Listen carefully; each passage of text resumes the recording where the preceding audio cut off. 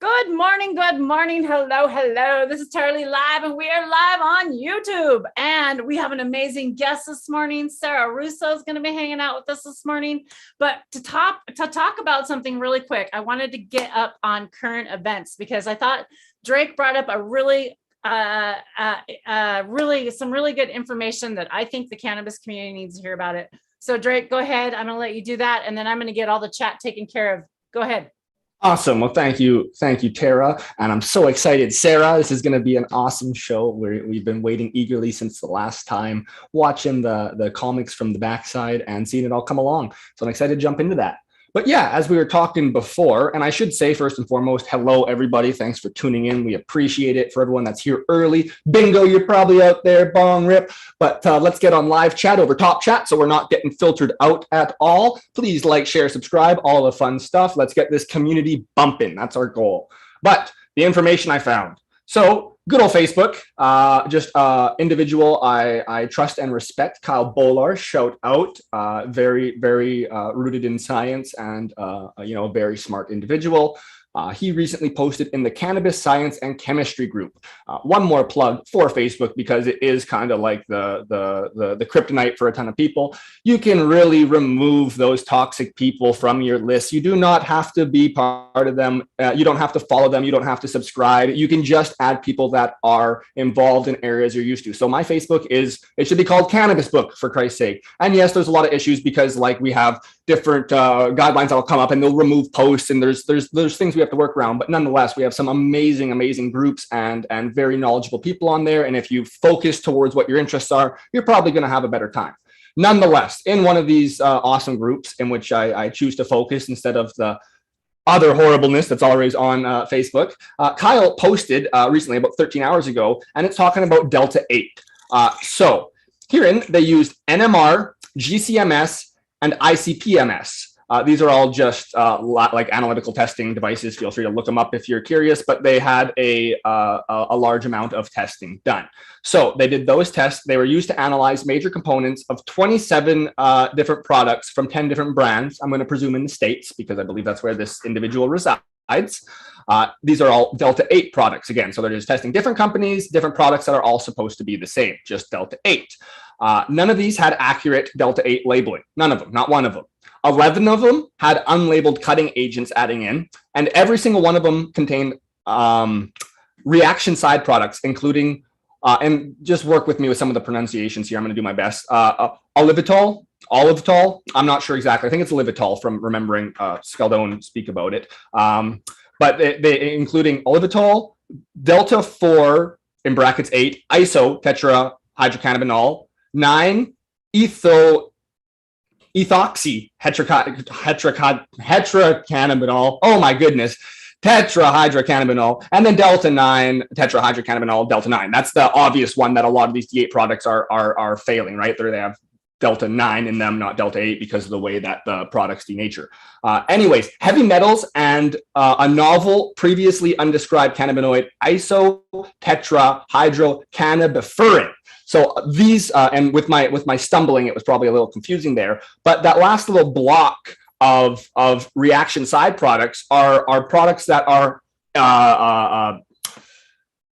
shouldn't be in there. Let's just keep it nice and easy. So nonetheless, I scrolled through a couple of the comments, and good old Mark Scaldone from Hash Church also commented, and he said the presence of olivitol suggests that the retro-Friedel-Crafts reaction is occurring, and the methyl caution, however I'm supposed to say it, can either recombine at the other two aromatic carbons, leading to the formation of the abnormal isomers, or else degrade into p-cymene. He sums it up really good at the end for the rest of us layman's out there. Poop soup, only made possible by cannabis prohibition. So that's essentially what we're getting. So as someone that has partaken in a large amount of Delta 8 myself, it's definitely concerning to see that, 100% of the products that were looked into were not what they were saying on the label, and potentially also having compounds that may not be very, let's just say not as tested for his long-term use. So these are things that we really want to be cautious about. Again, do all your own research, your GD yourself, and look into it. But just keep in mind that a lot of these things that are say synthesized by human hand may not be as, it's tough. I got to watch my words, but I want to say is safe overall as some of the natural plants. Of course, we got to be careful there because there's a lot of plants that can kill you on their own too. And I'm sure we can maybe get into a little of that later because it's all going to kind of correlate with all these different amazing herbs and so on and so forth, because some of them you do have to be careful with. But nonetheless, that was a little tidbit of information. Be careful with your D8. Know there's lots of stuff going on. And sometimes that brand new is something you want to stand back a little bit from and just get a better perception first before you dive in. But nonetheless, talking about diving in, I'm excited. Let's get into it, Tara. Thanks, Drake. That was awesome. I appreciate the current events because we do need to keep up on those, being part of the cannabis community. I really feel like that's part of our job to do, being out there. And Drake is going to be sharing Sarah Russo's link here for you here in a minute. She has a website. She has an Instagram. Gosh, you guys, I got the privilege to hang out with Sarah Russo. Her dad is Ethan Russo. If you didn't know, he's an amazing guy. She is such an amazing woman, guys. She does all this amazing research, which I didn't know about all this different stuff. And I really had no idea, really, until we hung out, that there was so many amazing herbs. Like I had no idea that there was so many medicinal herbs out there. I literally just thought they were plants, like, wow. And I'm super glad to have followed you and have met you because you've taught me so much and you continue to teach me so much. So I'm going to turn the time over to you and let's talk. Go ahead. Hello, Sarah. Hello. Thanks everyone for coming. And thanks Tara and Drake for having me. I had a really great time talking with you last time. And I want to shout out to all the regenerative agriculture growers out there. And the last time I connected with some really nice people. I have a lot of respect for you all because I'm actually learning how to cultivate plants on my own, all different types of plants. I actually currently am not growing cannabis right now, but just because of my current living situation doesn't really have a good setup. But the actual cultivation piece is something I'm honing right now as a craft. And so I really admire people who have a lot of knowledge about that and spread education and information to others. I think that's so important. And Well, thank you. I have a lot of respect for all those people I have learned how to regenerative farm with because I am new to cannabis as well. So that's what we're here to spread the knowledge and thanks again for joining us today. We need to talk about your crowdfunder and what you're about. Let's get right into that. Let's first off the top, let's do it. Go ahead. All right. So I am the creator of a women crafted botanically infused indie graphic novel called Herbs for the Apocalypse. And I work with an amazing illustrator, Rokaya Taki. And so there is a dearth of comics out there that are about women or have a strong female lead, first of all, and second of all, are made by women. And so the impetus for this didn't initially start as a comic. It was actually a novel at first. And so basically it's focusing on the main character, Sophia Spinoza, who is a dreamer rooted by her love of plant life. And she actually hears plants' voices. And so the scene is set in Robleville, a fictional place. And it's, everyone in the world is facing an apocalypse, not so dissimilar to the current reality we're facing. Some people could call it an apocalypse.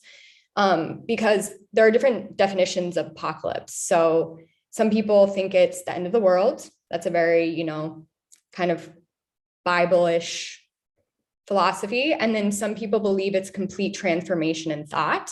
So I think we could essentially look at it in two different ways or many different ways. And we can kind of see examples of that in our current life. So playing with those themes in this comic world.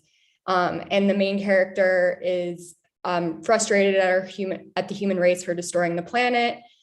She's a lover of the past, so she's very into records and tapes and punk rock. And she writes for a zine. And she goes to work at an herb shop, not cannabis herbs, but an apothecary herbal medicine shop. Although she does use a lot of cannabis, she's definitely a stoner. And so it explores her life and kind of her journey with, accepting the way things are and transforming.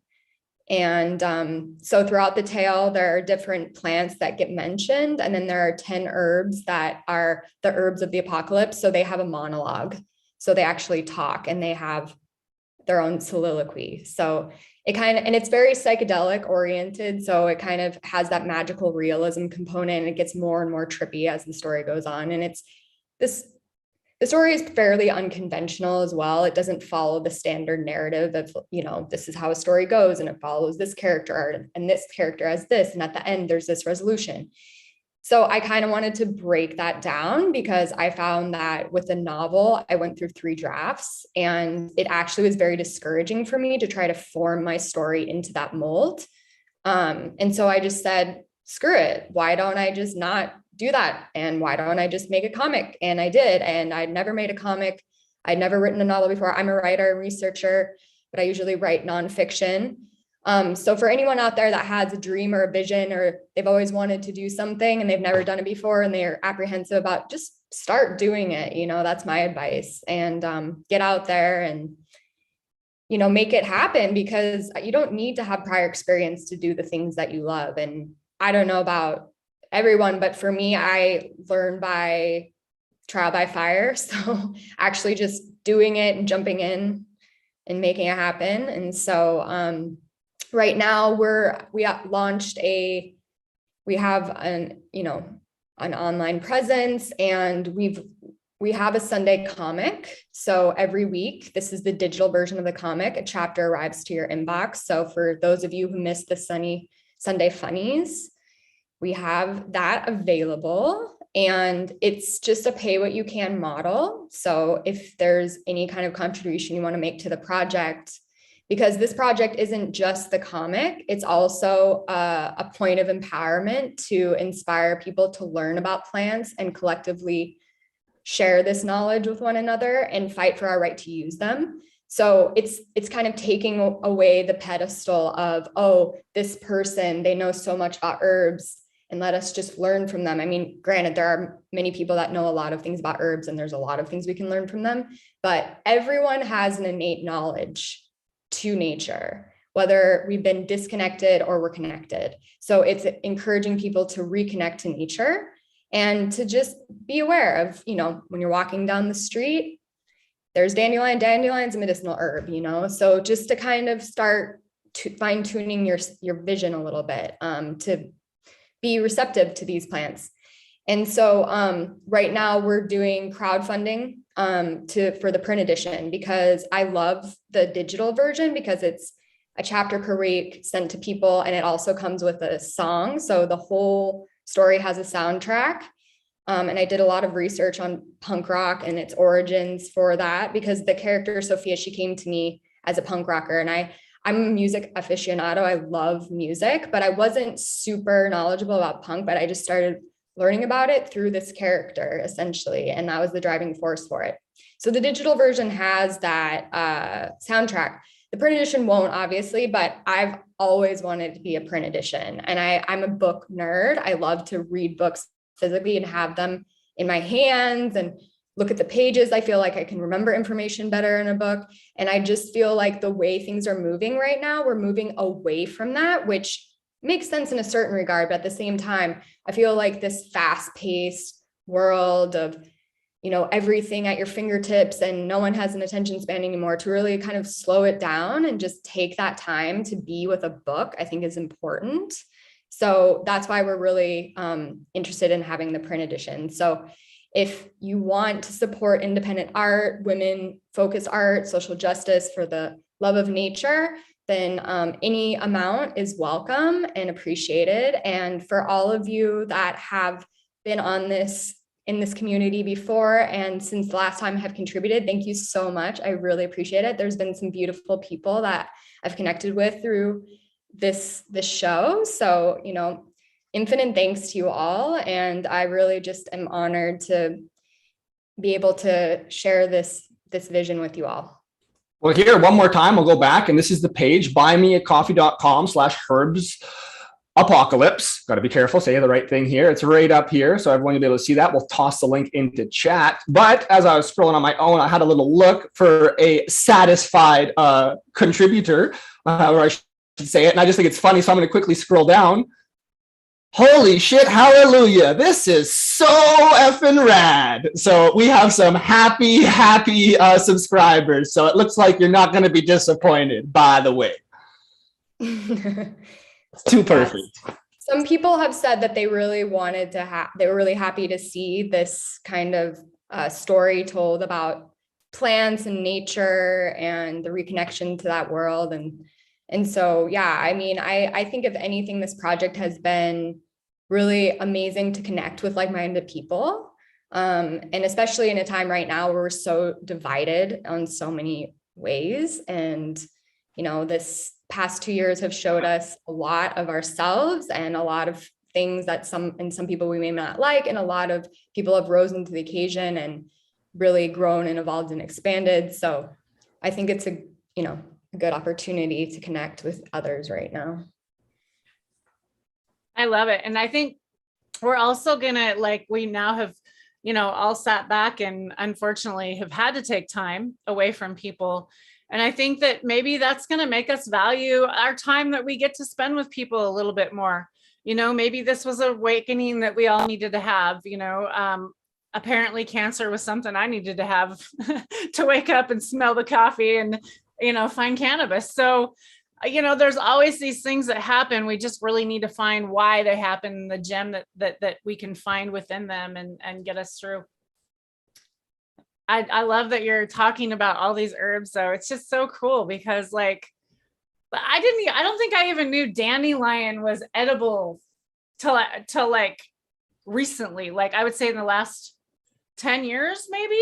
Like, and I used to play with them as a little girl. You used to take and you'd peel the stems and they would curl as you'd put them in water. I remember and blowing them all, playing with all of these things as a little girl, but having no idea that I could have actually taken it and eaten it. Like, wow, that's cool. Like, why aren't we teaching our kids these things, these beautiful things that are available for our kids? That's, parents out there, I really want to talk to you. I don't have kids, but I really want to talk to you because if I had a kid today, I would really be growing a garden with that child, and I would have a pet, a fish, a bird, a hamster. It doesn't have to be a big pet. It could be a big pet. Big pets are really cool, but it doesn't have to be a big pet. Just that little bit of responsibility and that love for something else that's not a human really teaches people a lot about themselves, I feel like.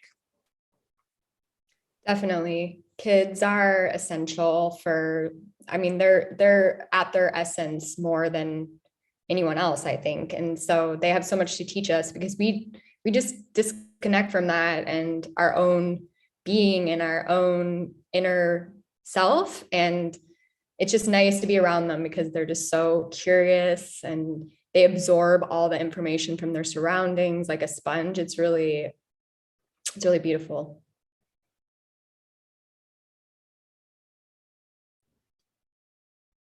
I think it's dab time. I had to throw a dab time in there. We have not dabbed. We have not dabbed and said hello to chat. So let's say hello to chat. We got 710 Oil out there. We got Octo Tom. We have Bingo Lombardi, of course. We have John Maddox, of course. Overgrow, Overshare. We love you, John.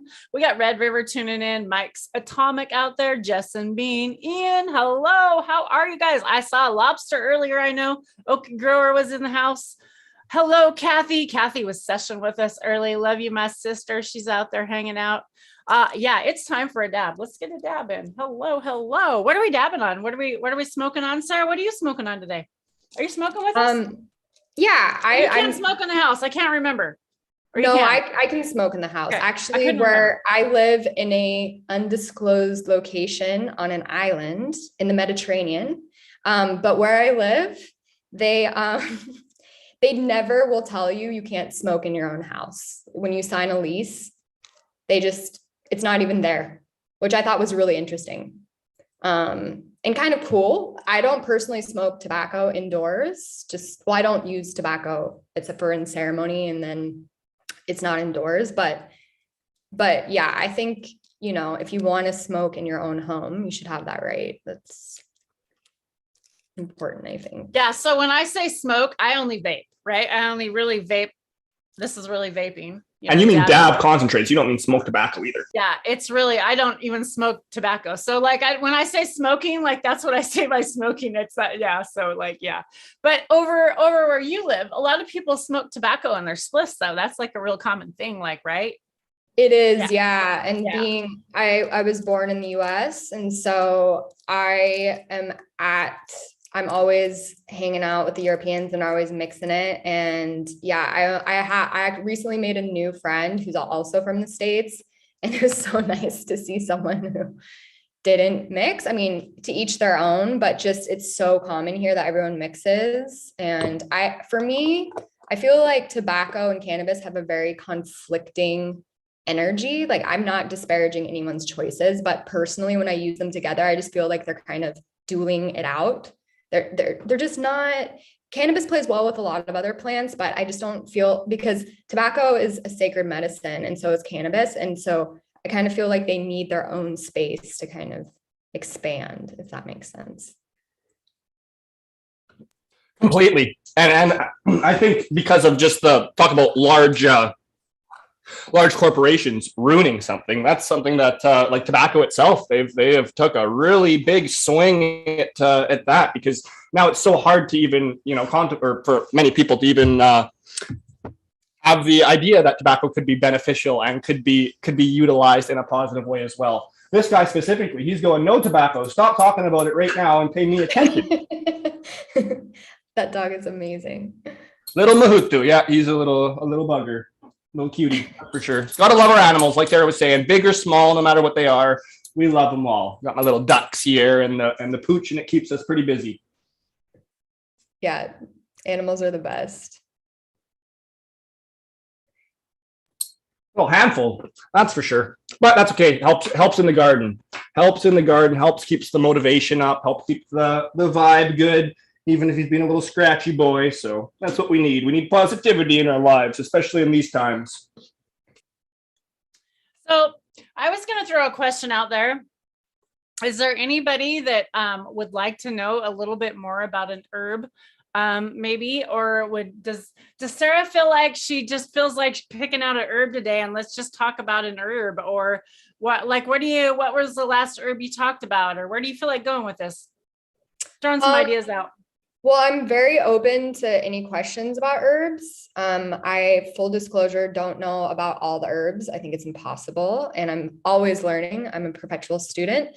But I have worked with herbs for a large portion of my life, and they're a big part of my life. And so if anybody has any questions about herbs, feel free to mention or ask. And then one thing I've been doing with herbs is I've actually been going out in the field and doing plant identification, because I'd never done that before. Because I don't know, I just like to walk in nature. I wasn't really absorbing what each plant was, or really fine-tuning my eye to notice the differences. But where I live, there's a lot of different plants and flowers, and throughout this different seasons, different ones pop up. And so I've got to see the seasons change and the flowers change and the plants change.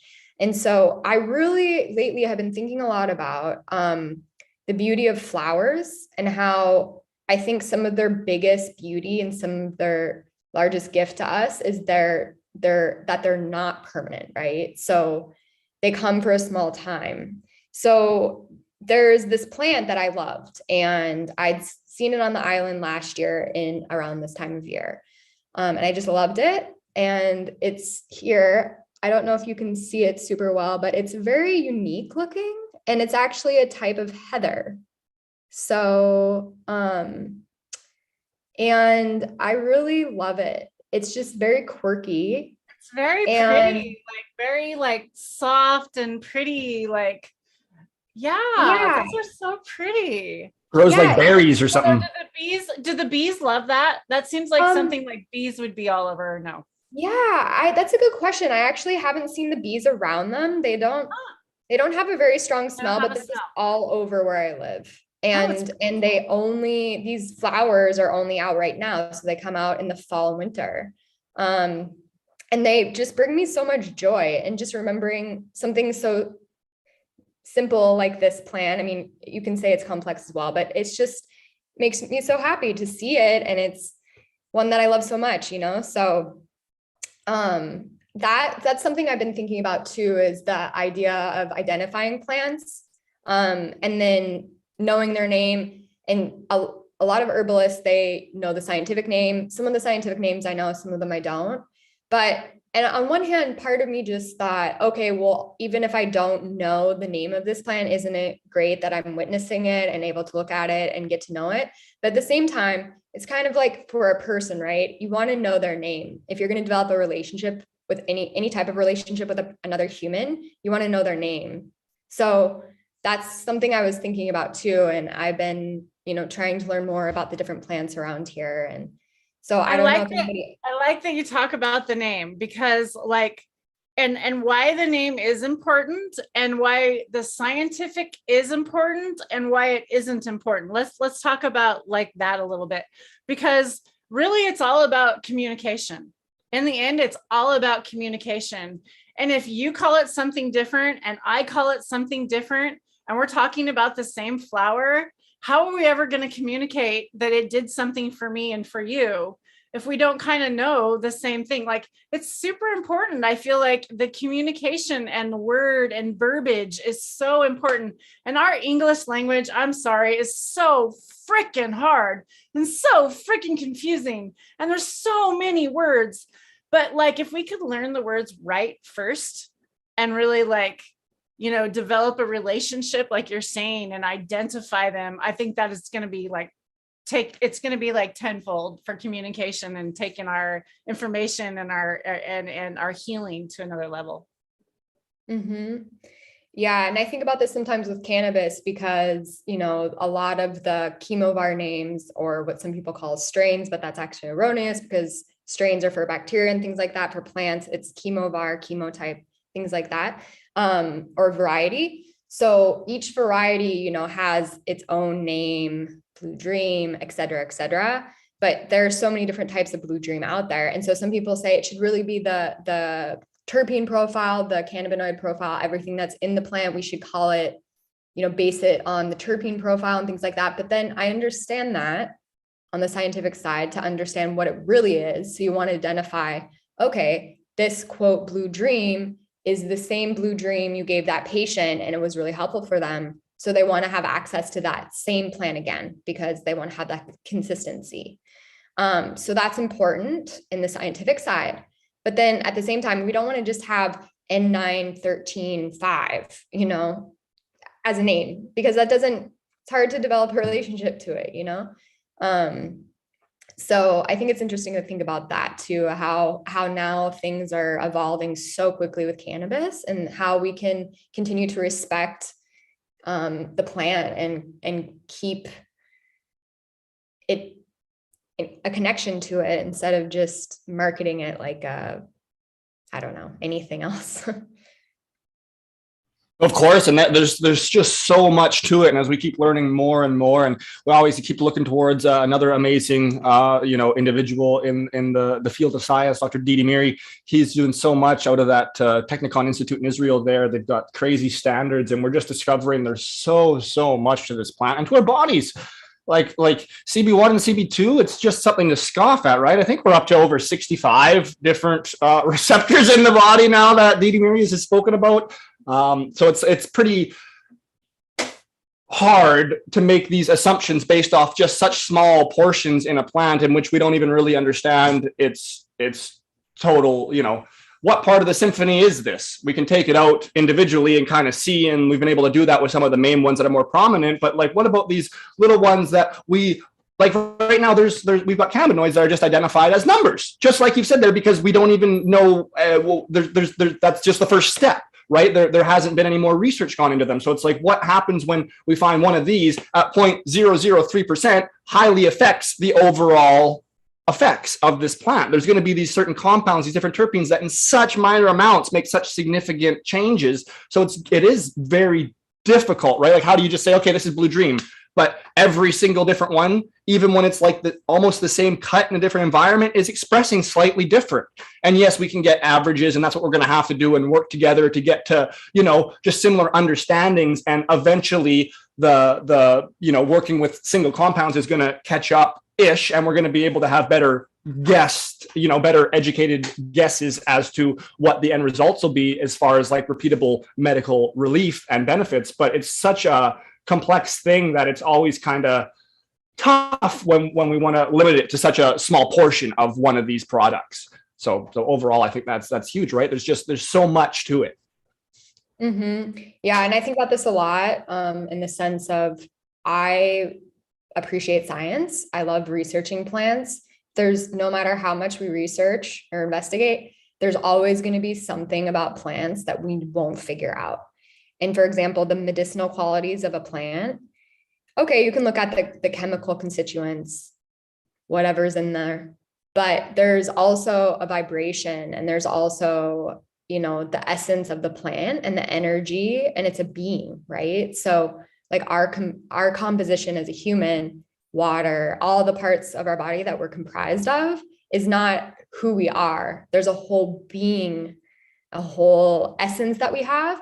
And so I think it's important to really have the respect for the planet in the sense of, okay, we can't completely figure you out, but we're going to try because it's fun to try. And there's some really amazing advancements you can find and, be able to heal people in amazing ways. But then also I love that the piece of the unknown that plants provide us with at all times, and just the power they have in that and beyond anything that the human brain could comprehend.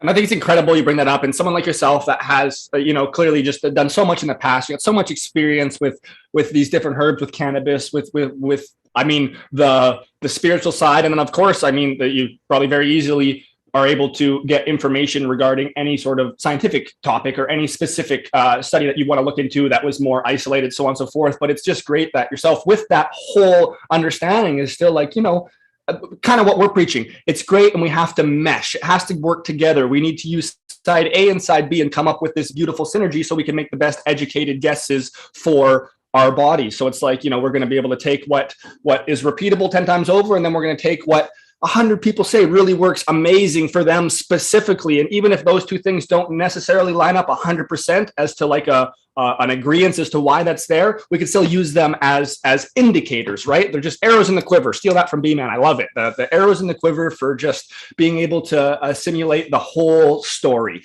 getting your whole quiver right full so left from right and can make that educated guess. Because as you said, with lots of these things, when it is coming down to being such a personalized individual, even though we can be so identical to someone else chemically, but then we're all just so different because of whatever reasons that are unexplained. I love that you bring that in with the plants too. And it's like, it would be hard to argue that even on the more finite scientific track, because it's like, well, that's just how we are. So why would it be so different for these other sentient beings in a sense, right? Mm-hmm. Yeah. And I think if anything, working with different plants, let's say, has shown me the different worlds that we're a part of. Like we think that this is our world, right? But it is our world to a certain degree. But then I think plants and even maybe inanimate objects might have some sort of experience, and they have their own world. I'll take it even a step further. Sorry, I didn't mean to step on you, but take it even a step further because I've fucked around and tried stuff, and I don't mind being vocal with it. But like, say if anyone out there hasn't ever tried DMT, a plant specific compound, like something that's in our bodies all the time. It helps us dream when we die. It's something that's coming in. This makes you realize you just don't know. It's just you experience something you can never possibly fathom. You experience what could be considered another realm, another existence in which you can't just think about, aside from heavy meditation and things that I have never been able to achieve. But it's like that may not be necessarily all the point you're digging at, but it's just like you're able to understand that what we see, what we feel, what we hear on every day is not everything that's there by any means. It's very personalized and it's very minute as far as the potential from what I perceive from my very minor experiences. Yeah, I mean, for me too, it's just plants and altering consciousness have enabled me to look at my world and recognize the world of other beings as well. And I think even things like our car, for example, I have a car. I didn't for a long time, but I got a car and I loved my car because it does so much for me. Right. And so, and I developed some sort of, it's like a very reliable friend, you know? And so I think that if you really care for the things we have, the inanimate objects, your phone, your computer, your car, and really show that you care and really have gratitude for these entities, then that they will provide, you know, because I've had my last car for a long time and I plan on having this car. I bought it used, but I plan on having it for a long time. And just to develop like those kind of connections to the things in your life too, and to take good care of them because they will do the same in return. And the relationship isn't like, so some people are like, oh, how am I going to, like, they take it like, so like materialistic. How am I going to have a relationship with my car? And it isn't about it maybe change that word to a word that maybe means easier to understand. For me, it would be like an appreciation for it. I appreciate the fact that I can go out and get in my car right now and go anywhere I need to go right now. Like I have the ability for that. And there's a lot of people that don't have that. So to be an aware and appreciative as a person, cannabis has allowed me to really, I think, sit back and do that.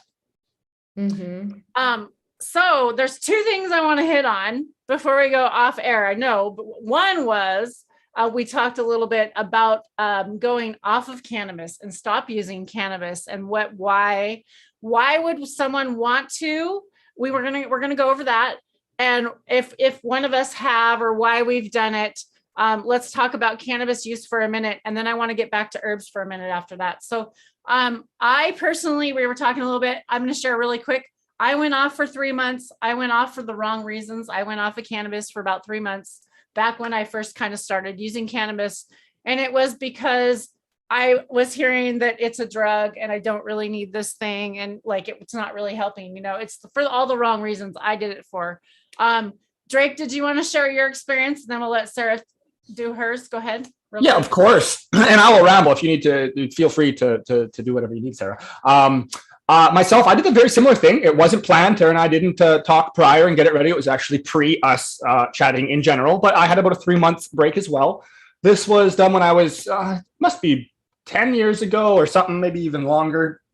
But it was done because at the time I was, maybe not quite 10 years. Either way, at the time I was just getting into jiu-jitsu quite heavily. I've always been into the, skiing, snowboarding, biking, swimming, running, hockey, all the shenanigans, just around this area, we get all the seasons. So it's pretty common to be able to do makeshift versions of lots of sports. So pretty active overall. Nonetheless, taking jiu-jitsu a lot more seriously and was wanting to go, somewhere with that at the time. And I figured and had all the peers of older that were people that maybe weren't as educated on cannabis, of course, saying the same thing. It's no good. It's hurting. Okay, well, maybe you can function fine on it, but imagine what you'd be like without it, like all that stuff, right? And at the time I had some personal things going on in life. So I figured, hey, maybe I am addicted to cannabis. Maybe it's bringing me down and it's not the best thing for me. And I should try and mitigate this. And maybe I can use it more like the end of a week or something like that down the line, be a little bit more responsible with it is my thought.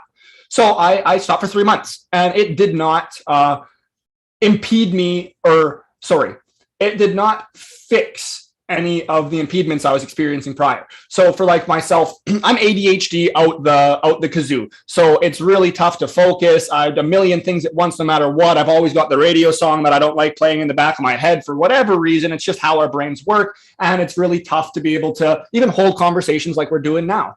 So I actually found things got worse a little bit. Like I'd be doing my moves in jiu-jitsu, and I'd see the drill and go to do it and then just blank. And like, I'm talking, I haven't smoked cannabis for a month and a half. What's going on? I was blaming this on the cannabis while I was in the course, thinking, oh, maybe I had a little too big of a rip and I'm a little excited, getting nervous, anxious, and now I can't focus. I'm not going to, those kind of things. And that was one of the also contributors as to why I was like, okay, I'll take a little break and see how it goes.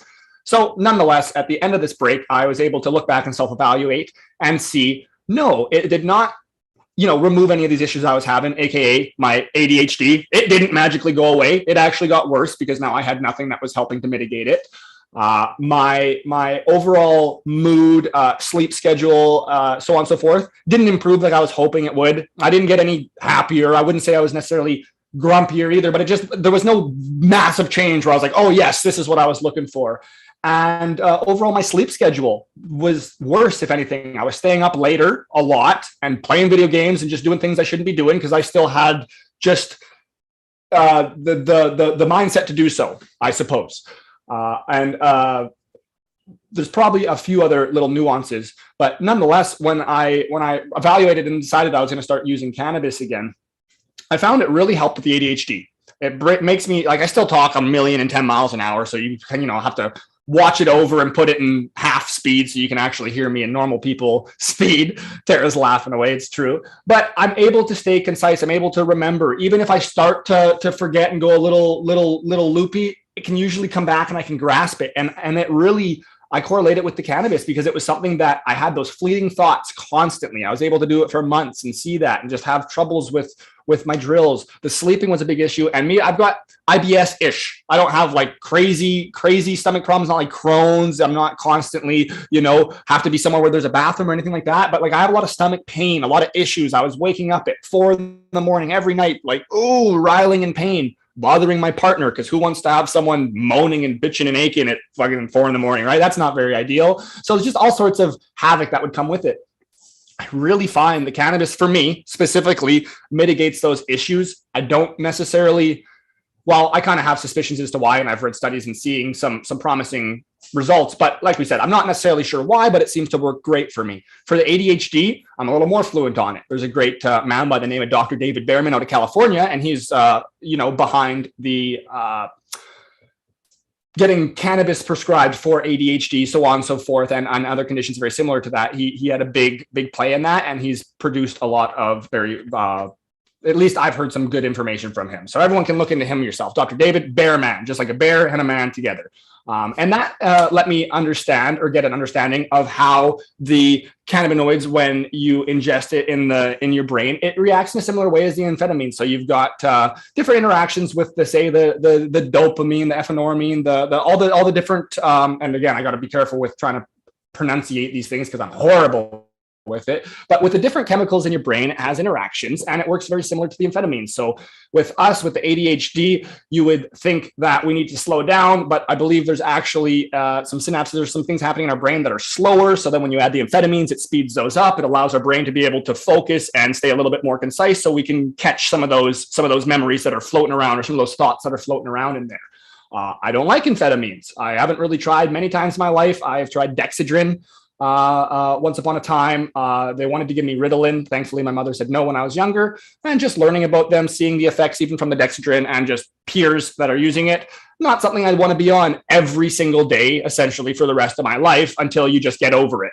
That's the rule of thumb. So at least with the cannabis, I'm able to use it in a way that's not only benefiting my ADHD, but it's helping with my IBS. I'm able to actually fall asleep and get more solid sleep because I don't get in REM very often. I'm always tossing and turning and waking up. And with like a nice large dab, for instance, before bed, I can get a really good sleep. So overall, I found, and again, short story made long, as I always do, that there was multiple reasons why cannabis was working very beneficial for me and on like not taking a joint after work every now and then or randomly smoking. Like I'm talking like wake up and start medicate throughout my day in pretty even intervals and whatever the daily need is. And then being able to also keep some baseline at night, aka some sort of edible or something to not let the levels in your body go too loopy, because that's when things kind of start to go off. Because even with lots of the common medications, what's the gist? You're supposed to take it every so often for so long for whatever designated period, so you're not having all these fluctuations. So I find for myself, cannabis all day, every day in pretty high amounts is what I need. For the ADHD, large amounts of cannabinoids are required for myself, I find, to be able to actually focus and get to it. Standard young, dumb kid that was doing too many sports and didn't get anywhere with them. I got all sorts of pain. My back is no good. My knees are shot. My elbows hurt. And then from being a tile setter for 5 years, I've got medial epicondylitis in both inside elbows. So it's called golfer's elbow, essentially. So recently, the last 5 months, I was pretty well told, okay, you're pooched for the rest of your life. We're going to have to figure something else out. It's minor, but it's like, yes, your elbows are probably, aside from working on them yourself, not going to be 100% ever again. And that's just from working too much. So again, the cannabis really helps with some of these achy, deep pains. And you know, it's not a fix for it, but with certain things, it helps. And it really is almost, I can't say a fix, but it's really mitigating a lot of the other issues I have. Being chemically unbalanced, ADHD is one of the biggest. So I'll have to yield and let someone else chat now, but I found it's really beneficial for me. That tolerance break really showed me how much I can utilize cannabis. And like I said, this was like 10 years ago. And I've been with it ever since and really, really enjoying it. I'm not at a lower point of daily life. I actually feel like I'm operating at a higher, efficacy throughout my daily life. And that's really important, because it sucks when you're in pain. It sucks when you're down. It's really tough to get motivation to do anything because everything hurts. Yeah, definitely. Thanks for sharing, Drake. Go ahead, Sarah. Why did you stop? What, when, how long? Yeah, share that with us. Go ahead. Okay, yeah. So I actually had a break from cannabis. I started back again maybe 3 weeks ago, but I took about 6 weeks off. And I've been a fairly consistent cannabis consumer since I was 16. I'm 37 now. And I said when I was 16, and I was right, I said, even if I'm not smoking weed, I'll always be a stoner.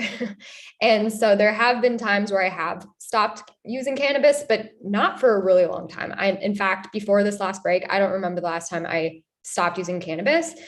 That being said, if I was at the point of using it every day, it was just because it wasn't, I need it. I never, for me, feel like I need it. It was just more a part of my social life, and I use it as medicine. I have 2 chronic conditions that I use, and one of them, polycystic ovary syndrome, it's actually something to do with the pancreas and not have to do with ovaries as much, but it has to do with blood sugar. So actually one of the clinicians I work with, she believes that because some people that have polycystic ovary syndrome, they actually have a lot worse symptoms than I do. And she thinks that maybe part of the reason why I don't have more severe symptoms is because I've been using cannabis for so long, or have that consistent relationship with it. So that being, and I do work in the cannabis and herbal medicine space. So my work and my livelihood surrounds this plant. So it's around me. It's in my day to day in one way, shape, or form. So, about, maybe over 2 months ago now, I had been using cannabis daily. And where I live, we don't have access to all the bounty of different products and rigs and concentrates and things like that, and testing. It's Wild West out here. But I do have my outdoor organic, which is important for me. Anyway, so I've been using it daily. And for me, usually because I'm not a very functional stoner. So if I'm really stoned, I can't work. So if I have to work, I don't use cannabis. It's just, or if anything, I use non-psychoactive cannabinoid dominant preparations if I need to. So usually after work, I would take my work day off. I work from home, and I would stop work for the day, and I would use cannabis as my kind of after dinner or after work cocktail, because I don't really drink much alcohol. So that cannabis was like my substitute for that. So anyway, I've been doing that very consistently for a while. And one day I decided, I had this work meeting and I was not looking forward to it. And I don't normally smoke for a work meeting, but I knew I wouldn't really have to talk much. I also don't really love being on work meetings. Just the screen, it's a lot of energy to navigate. And I don't know, a lot of people were having Zoom fatigue in the midst of the pandemic. So anyway, I decided I'm not really looking forward to this meeting. I'm feeling anxious. I'm going to use some cannabis just to calm me down a bit.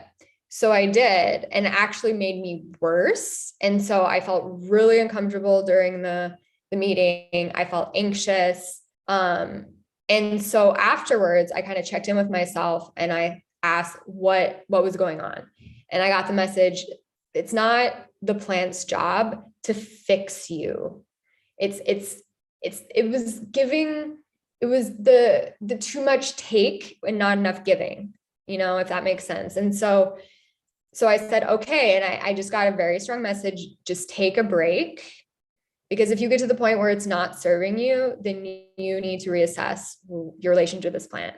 So I did, and I took about 6 weeks off, and I felt great, actually. I've heard many people have a similar experience to you two, and others out there, they don't notice much of a difference. In fact, a lot of people say that to me. I did notice a difference. I noticed that I had a lot more energy. And having that much energy, I really loved having that much energy. I wouldn't say I'm super fatigued all the time, but I just definitely noticed that I had a big shift in my energy level when I stopped using cannabis. And that was the biggest thing I noticed. I didn't find myself needing it. That's always been my thing with cannabis throughout my life.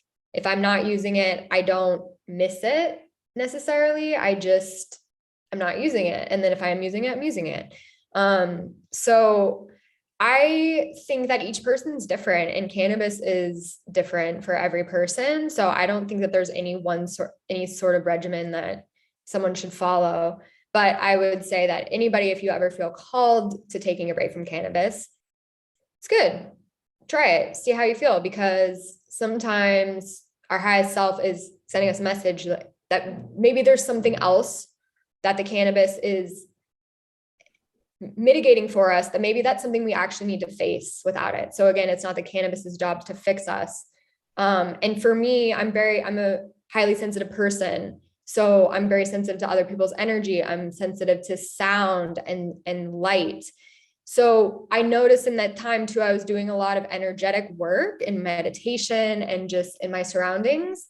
And so that was a good time for me to tune into the subtleties, because cannabis consciousness, I think, brings us higher, right? Because it gets us high sometimes if we're using THC dominant preparations or, altering our consciousness in some way.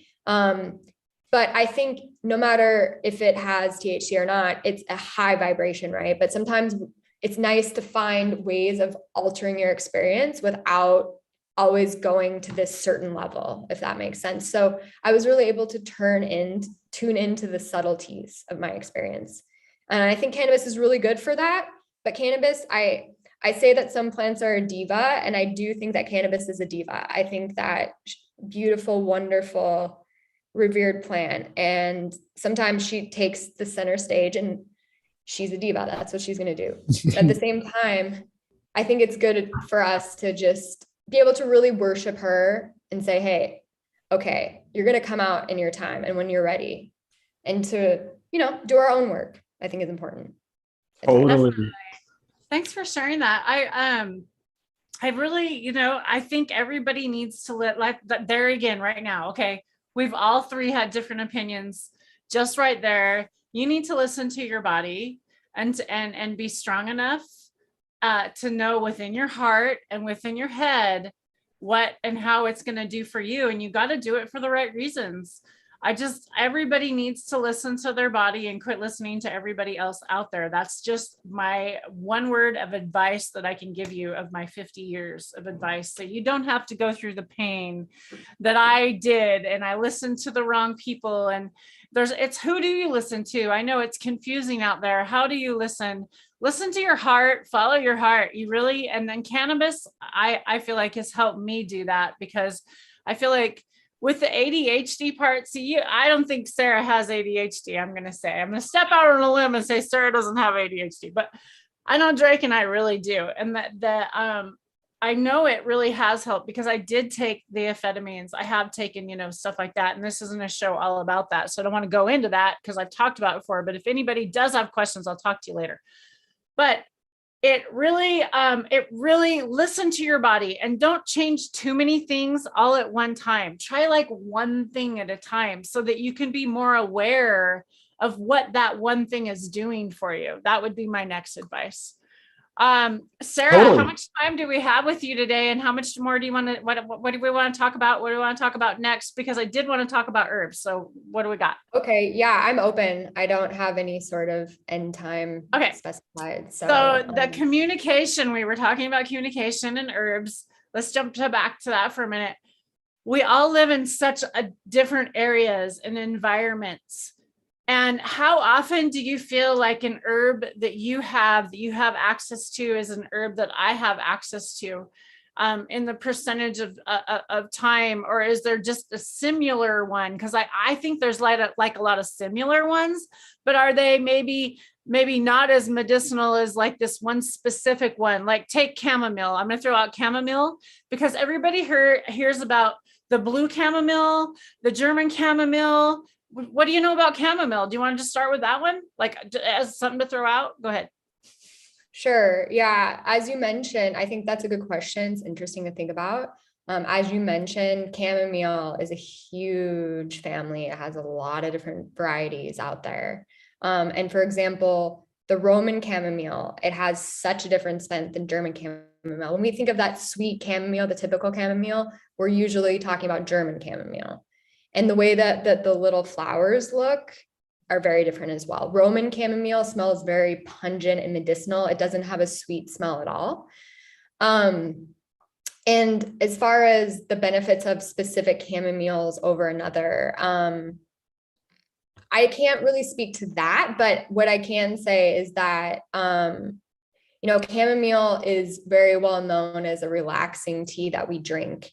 And while chamomile isn't technically an herb for the apocalypse in the graphic novel, I would say it is an herb for the apocalypse in the sense of everyone has access to it, essentially, right? And pretty much everywhere in the world I've gone, maybe not in the tropics, but in most places you can find chamomile. And a lot of cultures and a lot of parts of the world, they have chamomile in their repertoire in some way, shape, or form.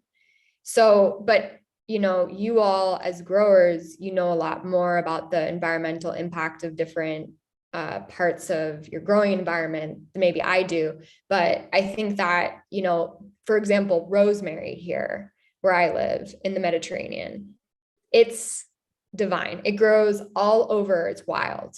And, where I lived in California, for example, or where I lived in other parts of the world, it's not like you had wild rosemary growing around you, right? So rosemary is a plant that we have in our kitchens, and we just, I don't know, maybe we take it for granted. We say rosemary, it's cool, throw it in soup or cook with it. But I think the wisdom of that plant is so beautiful. And when I was on a hike today, I saw rosemary. There's rosemary everywhere. I could harvest enough rosemary for, a bunch of people. And just, I think that it's been in so many different cultures. And one of the interesting pieces about rosemary that I like to talk about sometimes is that in the Roman days, they would wear rosemary sprigs in their hair.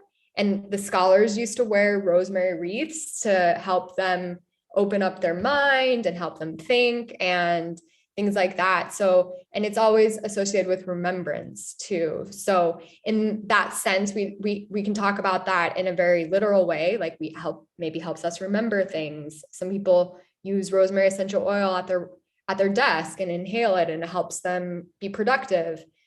It helps with cognition. It's an antioxidant. But also the remembrance, rosemary is also used in times of death. So when people have passed away, and it's a way to help honor and remember those who have departed. So there's a lot of ways that plants work that their physical properties in the human body is also a representation of what they do in the world and their energy as well.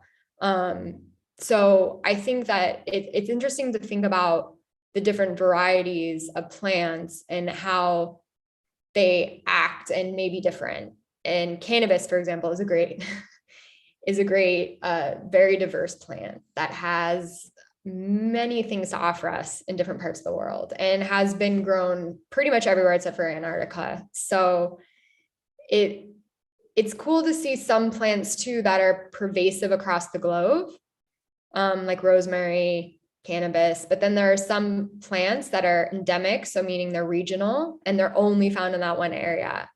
So those are really cool too. And I'm actually with the guidebook I've been using for where I live, I want to try to figure out those, because then if you're able to find certain plants, and when I've been on my travels, I found certain plants that are only found in that area in the whole world. And that's so special to be able to have that, you know, to have that experience to say, hey, not everywhere do I get to look at this plant and connect with this plant. And so one cool example of that is when I was in Colombia, I was in this very high elevated part of the country. And in this certain area in the Andes Mountains, there are this plant, it's called frailejon. And in English, I don't know what it is. I don't know its scientific name, but what I do know is that it's only found at high elevations. And it looks fuzzy. It has these thick leaves that are kind of fuzzy and they feel really soft and nice. And what's interesting is that, at least at the time, so this is maybe more than 10 years ago at this point, but at the time it was over harvested. And this is actually reminding me that I should look into this plant again. But it was over harvested. But the thing about it is it had only grew in high elevations. And what it was indicated for, so what people used it for, was asthma. So if you think about it, people have to have access to things if they're having trouble breathing in high altitude, right? And then here's this plant that just happens to be growing in a high altitude that helps you with that. So there is something to say for the collective evolution that humans have with plants, right? Because I don't think it's an accident that this plant grew in high elevation. This makes me think of specific to like our chat with Amazon John, and talking about all those different amazing plants that are specific to the Amazon. And in general, it's it's like 25% of our modern medicine is derived from plants that are from the Amazon, and specifically, or something along those lines. It's very, very interesting. And like you said, so specific. So I think the understanding of these more kind of elusive plants, let's call them, or things that are a little bit rare, are going to be very beneficial. And as we're already seeing with some of the, the past information that we heard from that other chat, it's incredible. And then, I mean, talking about him, we start talking about the vibrations and the stones and everything too, and it all really starts coming along together, right? So that's super neat. That would be a really good conversation. Sarah and Amazon John, I never even thought about that, Drake. Well, looks like we might be sending some messages. I might have to call him up and say, hey, I haven't heard you from you a while. Yeah, I love learning more about Amazonian plants. I was in the Amazon 10 years ago, and just amazing, incredible place in the world. And that, I don't know, I mean, this may be a whole other thread, but I just wanted to kind of take what we were just talking about and mention that what I've been thinking about recently is this idea of how, okay, everyone loves a commodity, right? And imports, right? So, a French car is way better than an American car if you're in the States and things like that.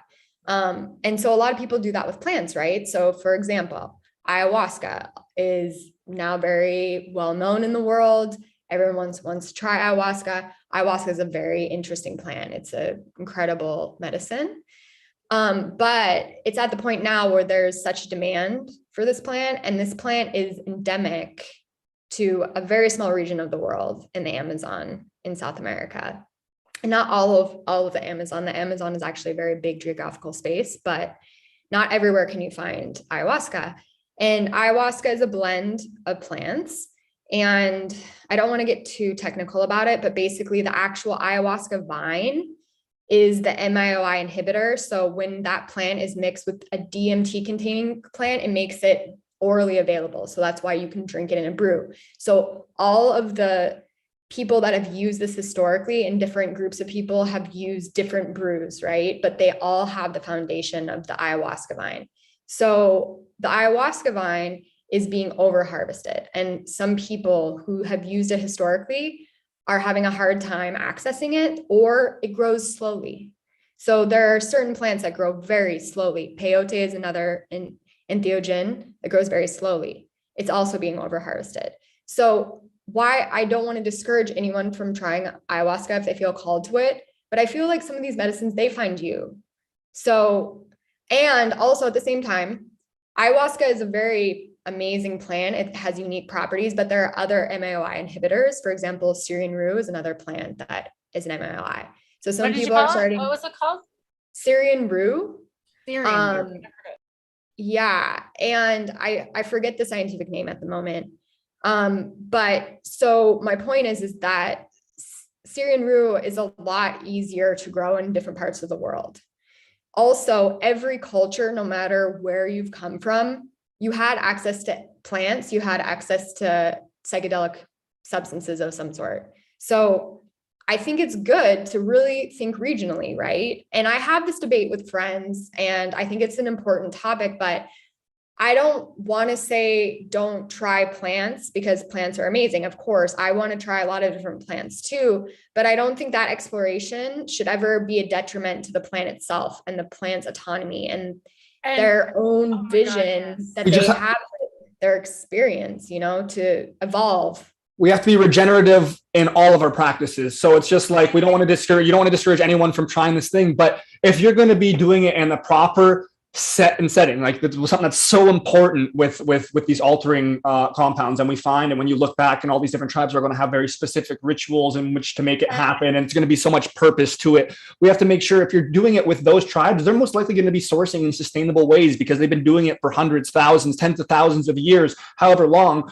So it's like, if you find some large company in the States that's just doing ayahuasca seminars in some building and just taking you through a trip, versus actually being able to do this with maybe one of these tribes or in a much more rooted way, you're most likely going to be not damaging the planet in the same sense too. So do that DD, do that research, and make sure that the way that these things that you're going to be experiencing are sustainably selected, sustainably harvested, because there's going to be a way to do that. It's just going to be a lot more extensive on your end as well. But when it's something that's such a life-changing thing, maybe it's worth the extra time, worth the extra mitigation to make sure you're doing something that's not going to be damaging to the planet. Because if you're trying to heal yourself and improve yourself, you want to be doing that with the place that you're living as well. That just makes sense, right?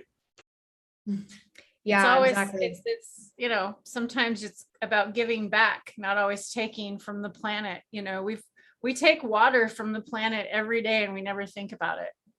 If you think about it, and one of the saddest things I think is when we die, we like embalm our bodies. Some of us embalm our bodies and then encase it in this thing that our bodies will never go back into the ground and regenerate. Where do we think all this oil and all these minerals are coming from? It's from these people that have died and have went back to the earth. And I really feel like we're just, I don't know, we've been taught to do all these things because of money, and we've looked at things because of money. And that right now we're looking at ayahuasca and these plants as money. And that's why they're getting over harvested, just like we've done with our fish and our seas. And I don't know, it's a little frustrating when you are a person that really wants to fight against that and be regenerative. So that's why I continue to have a YouTube channel every Wednesday, every Saturday. We'll be here for you. So Sarah, what else do you have to add with us today? Well, yeah, just to kind of tie up what we were talking about, I think, now we really are faced with having to examine that in our life, that there might be that we see the end of certain plants. We're seeing the end of plants and animals right now, and I think I heard a statistic, something like one animal species dies out every 2 weeks.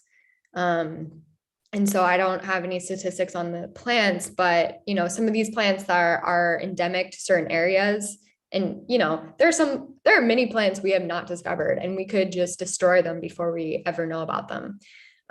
So I think to consider what you're using or working with in your medicine, and if it's a sustainable plant, and it can be like nettle, stinging nettle. I don't think you could get rid of stinging nettle ever. I mean, it'll just keep coming. So, fair play with stinging nettle. There's a lot of herbs that are fair play. I mean, you should respect the plant because stinging nettle can really sting and it can hurt. We talked about that last time, but yeah, I think that we really need to examine our relationship to nature, and how we feel like we are owed something and we have the right to use, we do have the right to use plants. We very much do, but it shouldn't come at their right to exist. So I think that we have to really reframe the way that we look at and work with plants, to really help maintain their existence. And then to that note, just the graphic novel that me and my collaborators are working on is kind of playing with these themes that we're talking about, and just to revere Mother Nature and to have a place where we can find solitude. And in the story, the situation is maybe worse than we're facing now, but she finds solitude in nature, and she, you know, lives in a very urban setting, but she has her room and it's covered with plants, and you'll see her meditating and things like that. So, especially in the lockdown, a lot of people were kept from nature. Here where I live, we couldn't go outside. We couldn't go for walks and things like that. And it was a really intense lockdown, and that was probably when we needed it the most. And so I think that now is a great time to reconnect to the planet, because ultimately, as frustrated or upset as I might get about the way things are, as long as I have a way to witness nature and to see this plant that brings me so much joy, then great. You know, it's about reframing your focus too sometimes, because it's easy to see all the problems. I mean, I had a phase when I was in my university days where I couldn't not see the plastic. I couldn't not see the way we were destroying the planet. And that was actually kind of that phase of my life was kind of the fundamental carrier for the Herbs for the Apocalypse idea and the comic. That frustration of just, why can humans destroy our home and the planet, and how can we just be so disconnected? And I think I need your help on that one right now, because I kind of feel that sometimes, like a lot. Yeah, I've gone through transformations with it, but it's always an ongoing question for me. And I think that just as much as you can, the simplest witnessing of nature that you can have, then you can as long as you can witness that, then you can be happy, at least that you get to see it. And that is an honor and a blessing to have this existence and this life, to be able to connect in that way. I remember when I was in my early 20s, I was very depressed about this kind of stuff that we're talking about. And I remember looking at this beautiful poppy that was in my mom's garden. And I just started looking at it, and I was seeing it was the oriental poppies. So they have the really beautiful orange petals and then this super bright purple inside. And I watched a bee fly in and start walking around in there, and then it flew out with purple pollen on its back, and I just started crying. And I was just like, it's so beautiful, you know? So to be able to just remember those little reminders of beauty that are around us, because there's always something negative that you can put your focus on, right? And I've lived a lot of my life as, I like to call myself an idealistic or a pessimistic idealist. And so I'm really trying right now to reframe my perspective and just to say, okay, bad things happen, or I feel bad today or whatever, but to really refocus my attention on what's important. And if you don't know what's important, nature is always important. So you can always connect with that. And animals, for example, you know, the relationships we have to plants and animals are always going to be beneficial, and always an ongoing journey as well. So if anything, I think it's worth it for that. I love it. I'm sure you have to keep the balance right. That pessimistic, oh my god, I want to say pessimistic optimist now because of just the back and forth. But the pessimistic idealist is a fantastic thing because you kind of keep yourself in check and see the reality of things, but then still have that passion, still be able to get those initial ideas and be inspired enough to not get brought down. Because as you know, and as you were talking about, it is very easy to be pulled down. I mean, this is another negative thing. I just have to bring it up because it coincides with just, I mean, having the relationship with nature, with animals, with plants, with everything. But unfortunately, because I just had to look it up quickly on Google, but this is in regards to the extinction rates. The UN is urging the world overall to just really pay attention to this. Extinction rates are rising by a factor of up to 1,000 above the natural rate, what that would be. So that blows my mind. That sounds insane. But it's every hour up to 3 species disappear. Every day, that's 150. And every year, wide variation because, of course, up to 3 an hour, up to 150 a day, there's room for a lot of error. But from 18 to 55,000 species become extinct per year right now. So that's, I mean, of course, I'm next going to search how many new species we find a year. And of course, there's all sorts of, things, but I just do not think it's going to be anywhere near. I think, unfortunately, with the way we have designed this world and overtaken, things are drastically dropping at a bad rate. Okay, but like, okay, we have to step back. Like, are things like maybe not supposed to go extinct? Like, I don't know, like maybe we need to like stop as humans and think that we have so much control over a lot of this. Like some things, maybe they do have to go extinct. Like dinosaurs had to go extinct. We would not be able to live with dinosaurs and all this shit right now. I totally know what you're saying, but that one key, like, 1,000. Not to be like, hey, kill them all, and that's what I'm about. Like, I love the world, but hey, where do we talk about this? Where does that totally with you there? It's just the one key factor there is 1,000 times above the natural rate. So that's going to be some estimation, of course, but that's just showing like, because we're here this many times, 1,000 times more species are gone a year. So it's like we can have a pretty educated guess that we are responsible for that. So we need to see what practices we're doing and change those practices to really try and mitigate those numbers, because we can't necessarily bring back things that are gone or change things that have already happened, but we can change the future and make it to maybe a more sustainable place. And we can start, having that number now outweigh again and start having more coming per year. So, that's the optimism, but the reality is just, the world is not necessarily that place, but we can, as long as we start making a change and stay positive and have different outlooks like this and see that bee collecting that purple pollen and just let it get to you. That's what can really help make this movement happen, because it really can start with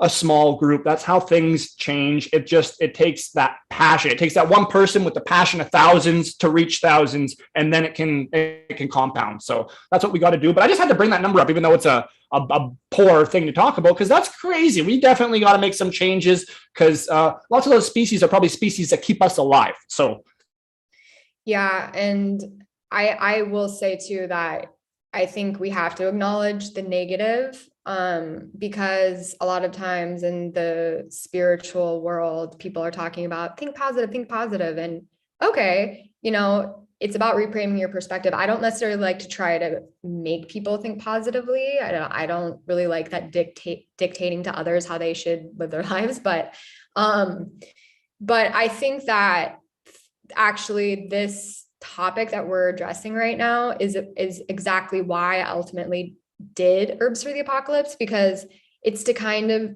give us solace in the fact we don't know what's going to happen.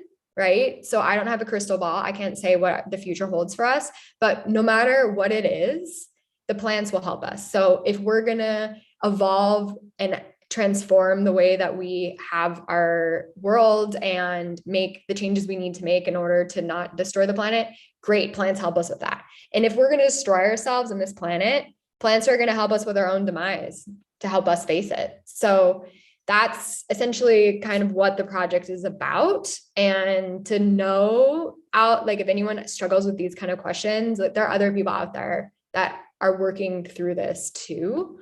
Because a lot of times people just want to say, everything's fine. It's great. Yay. Live your life like normal. Go to work, 9 to 5, corporate America or wherever, wherever in the world. And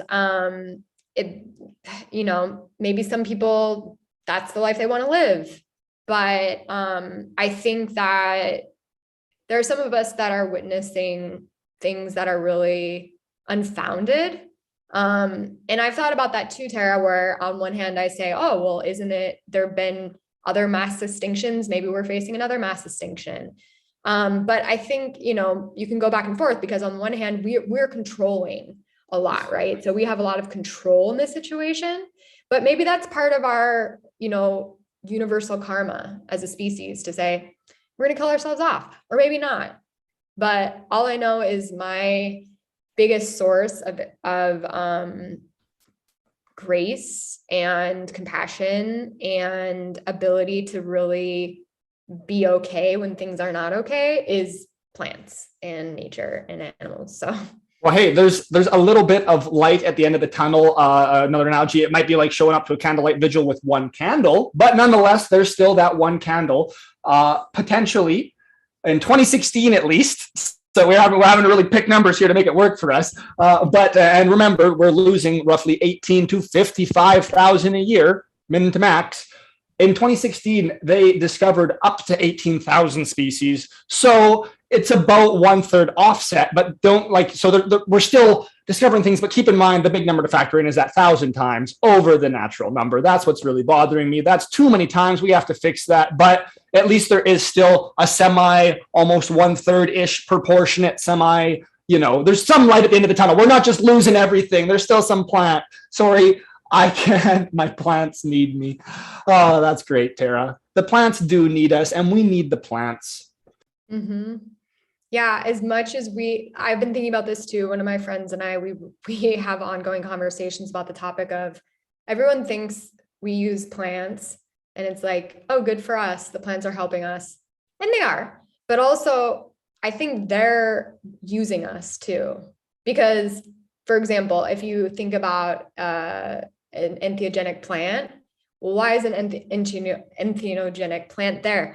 Well, you could say for many reasons, but one of them might be because, hey, we use this plant and it alters our consciousness. And then through that, we can make changes in the world to help better the planet and better the life for that plant that we're taking. So, and you know, there's a lot of ways that plants pollinate throughout the world. And cannabis, for example, it's been brought around the world and it's helped to heal people it came in contact with. And if anybody's interested in, you might guess that cannabis is an herb for the apocalypse. And in the comic, we have the herb monologues, and cannabis is the first one. And so it's actually talking about that relationship of like having come from and brought healing to all people it came in contact with. So even through oppression, because there's actually a lot of research indicates that coming to America, the voyage from enslaved Africans to the North and South America, they brought the psychoactive cannabis because they had those types of varieties with them, and they popularized it in the Americas. So through enslavement and colonization, brought this plant that healed. So, you know, I think that it's important to recognize that we do have the ability to manipulate nature, but nature also, we're just their pawn. Totally. Pawn in the end, you know, really, she controls everything and she'll take our lives if she wants to. And if she doesn't, well, she won't. But yeah, we're at her mercy constantly. Fungi rule the world, that's for sure. We can see that so prominently. This whole world's just a mycelial web controlled by those fungi. The way we're seeing it seems more clear and clear. Now, for anyone, if you're listening and you hadn't seen before, I know we definitely spoke about cannabis a little bit more because it was just right hot off the press at the time. But check out, I believe it's episode 10 is when we first had Sarah on prior to chat about that. So make sure you go back and watch it if you haven't yet. We appreciate that. If you haven't, like, share, subscribe, all the fun stuff. We forgot to give you an update, but make sure you go live chat over Talk Chat so you're not being filtered out. That's always super important. Don't want to be having your comments filtered. We want to see them up to date and hot off the press. Why not say it again? And speaking of comments, I almost forgot, but at a midway point a while back, we had some conversation in chat going on about just the plethora of how many plants and herbs can really be, you know, quote unquote medicinal. And it was in a upwards of, you know, there's at least, I think the comment was there's at least 20 I could think of right now that are beneficial. I wanted to question if, you know, outside of the 10 herbs of the apocalypse, how many other, you know, kind of medicinal and beneficial herbs are roughly outlined throughout the comic, or at least thus far? Ooh, that's a good question. I actually haven't stopped to count them. Right? I figured it's an odd one. Oof. I'll take a random guess and say 50. Awesome. That's what I was hoping for anyways. So, and that's because, just the ones you're looking at. Yeah. So there are some plants that this is where it gets pretty, the project is pretty plant nerdy, because sometimes there are certain jokes or images depicted in the comic where an herbalist would understand, but, you know, someone who doesn't know about herbs might not, but that's part of the fun too, because it's educational. So there's a point where in one of the chapters, the main character, Sophia, she's making a smoking blend and she's writing in a notebook, the smoking blend and the herbs that go in it. And that's actually true. You can use that. And that's actually a recipe I developed. So, and then there are different herbal blends that she's making. And so there are different plants that you'd be able to see in it and say, hey, that's this plant, but it wouldn't be mentioned by name. So there's a lot of plants that are mentioned by name. And then there are a lot of plants that just are hanging out in the story, in the scene. And so that's kind of fun. That's been fun to play with the subtleties of the story. And that's the intention is manyfold, but one of the intentions is to educate about plants when people are reading, because a lot of people, some people say comics, you can't take them seriously. That's fine. But a lot of people, makes the information more accessible for them. And it's fun, and you can read it casually and, you know, read a couple pages, read the whole thing, whatever you want.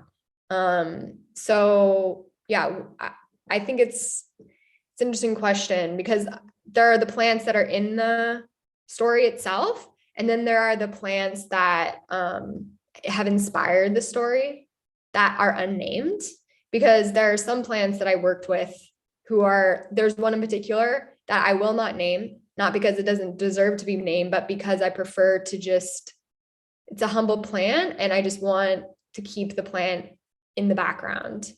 But I can say that the plant has helped me immensely with everything involving the project. And it's a big source of inspiration in my life. And so there are a lot I have a lot of gratitude for how the story has been shaped by different plants. Does the plant make a sneak appearance at all, but not be given Yes. any? Of course it does. That's right up your alley. Yeah, but see, that's an interesting question too, because this plant, I actually thought about depicting it in the comic. And one of the people I work with who is a master of this plant, I talked to her about it and she said, no, don't do it. Don't do it. And so I had to respect that, right? Because I mean, this is someone who's used this is in her lineage for going way back. And that also was a good lesson for me as well, because sometimes your relationship with plants is so personal. And so when I use plant medicine in a ceremonial setting, more and more, you know, people take entheogens and they have psychedelic experiences. And sometimes there's like reintegration circles, or a lot of people talk about their experience with psychedelics. And I think that's great, right? To have these dialogues. And a lot of people are starting to come out right now and say, hey, I take psychedelics and I have a successful career, or I'm a mother and I use psychedelics.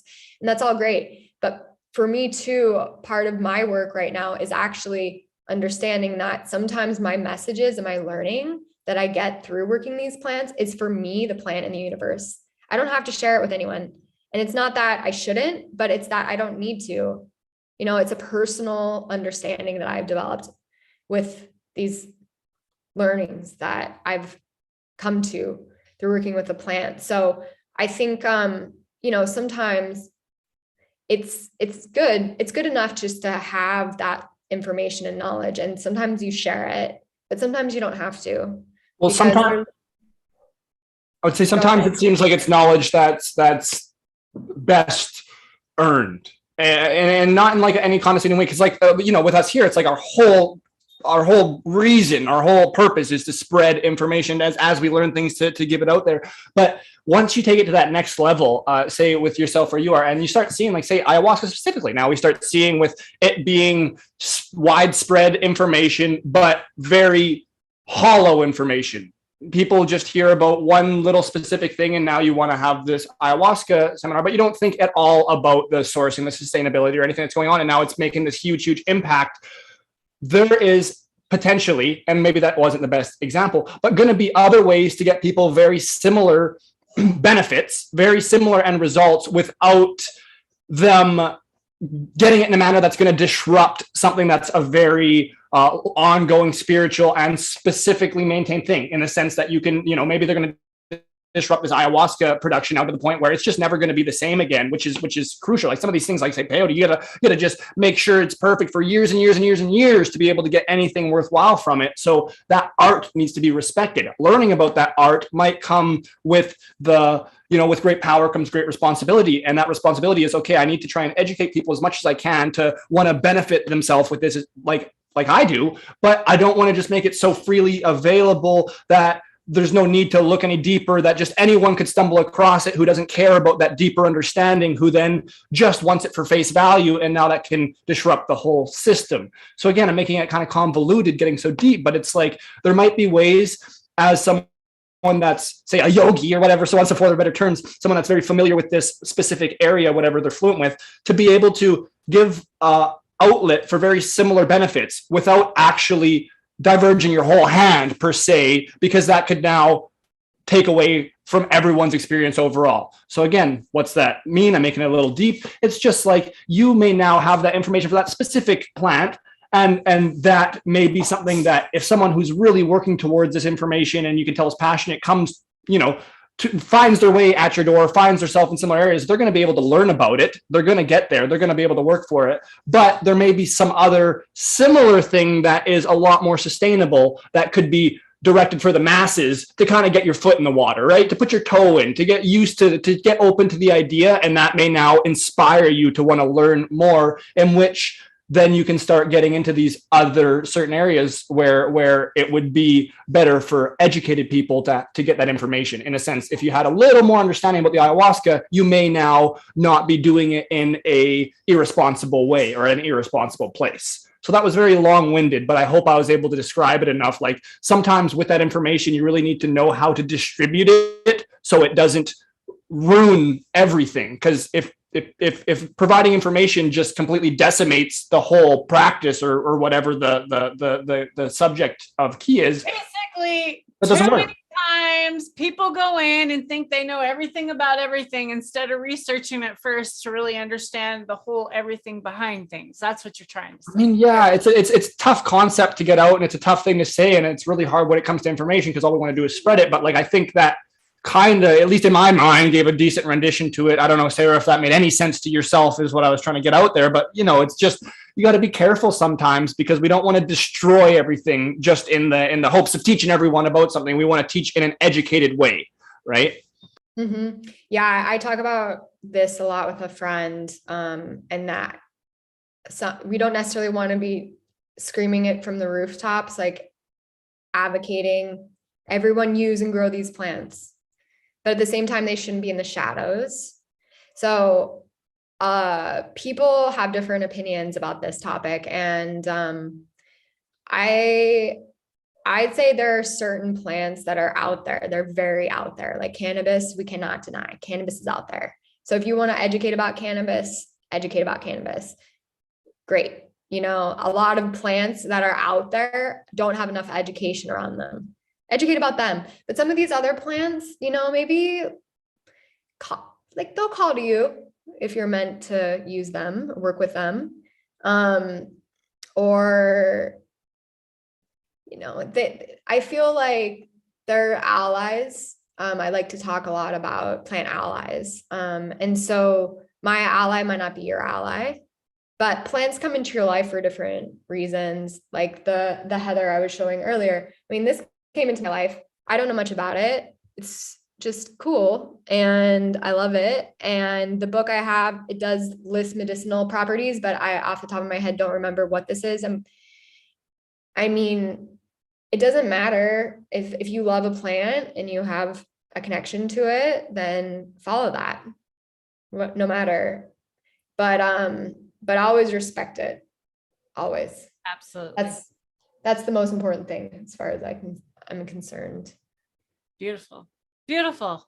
What a beautiful morning spending time with Sarah Russo today, talking about herbs of the apocalypse, that I had no idea about all these amazing herbs till really, I knew of things like, but I didn't really like the identifying and, the communication about them. I think those are really important subjects we talked about today, because for me, really learning, and I think also for kids, identifying, to be in nature and know the name and what an experience to go out there with your kid and go, hey, you can go eat this. If you get, you're lost somewhere and you're hungry, you can eat this stuff, or, make sure the dog didn't piss on it or something, I'm just joking. How to throw that in there now.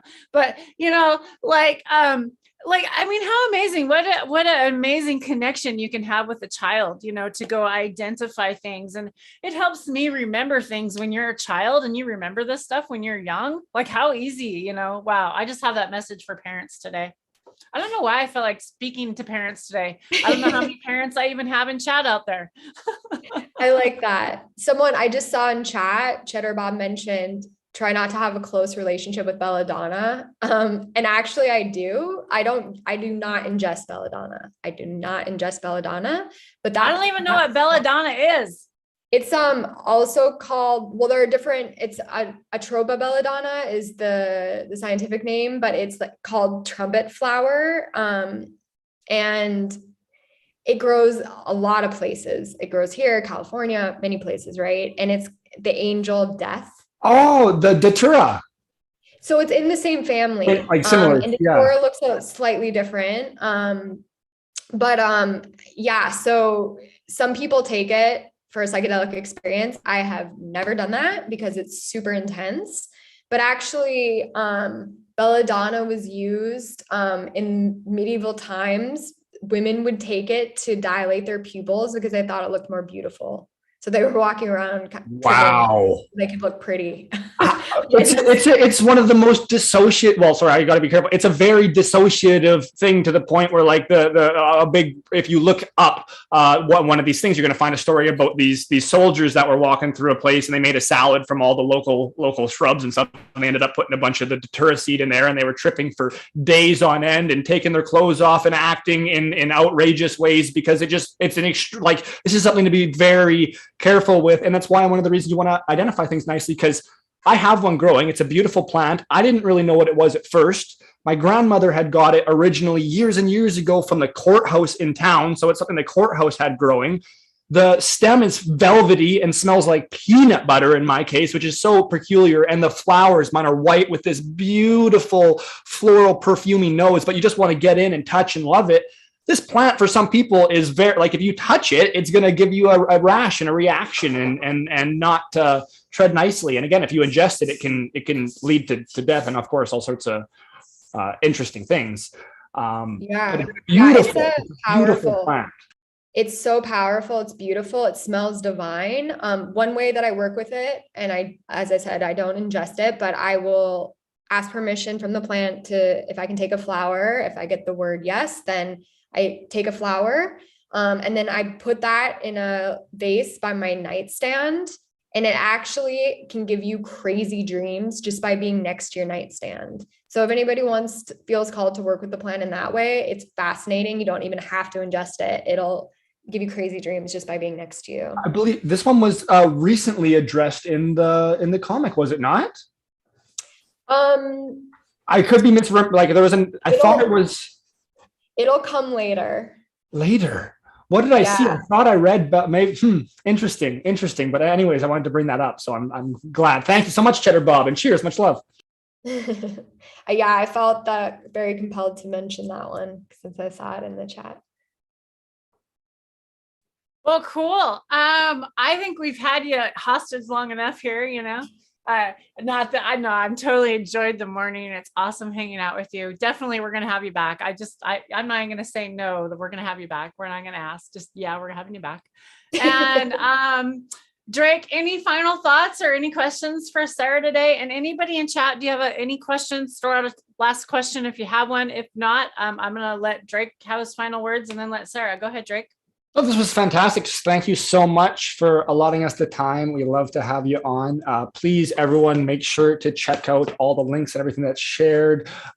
Check out the crowdfunding and everything, because it's just so important. It's something that's just done to cover the passion, right? That's what all this stuff is about. It's not it's for passion. It's for love. It's to get information out. So thank you so much, Sarah. I appreciate it so much. I always love hearing what you have to say and following along from the sidelines. So cheers. I can't wait to have you back.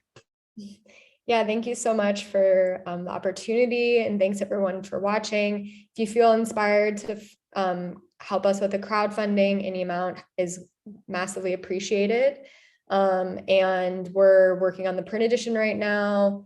And it's a labor of love over very many years and many plant voyages and working with different botanicals as allies. So yeah, if anybody has questions, if you go to the website, you can feel free to reach out. And thanks. Awesome. Thanks so much again for being here. Thanks everybody in chat for being here. Cause you know, hey, if it wasn't for you, we wouldn't do these lives because we have fun. We love hanging out with you. We love building the community. Drake and I get to sesh with you. It's kind of a good way to start our Wednesdays and our Saturdays. I almost said Sundays again because Hash Church has been back on. It's nice to see Hash Church coming back on. Got out of the habit of looking for that. So definitely that was how I got involved in doing the lives. So here I am, you know, continuing forward my journey.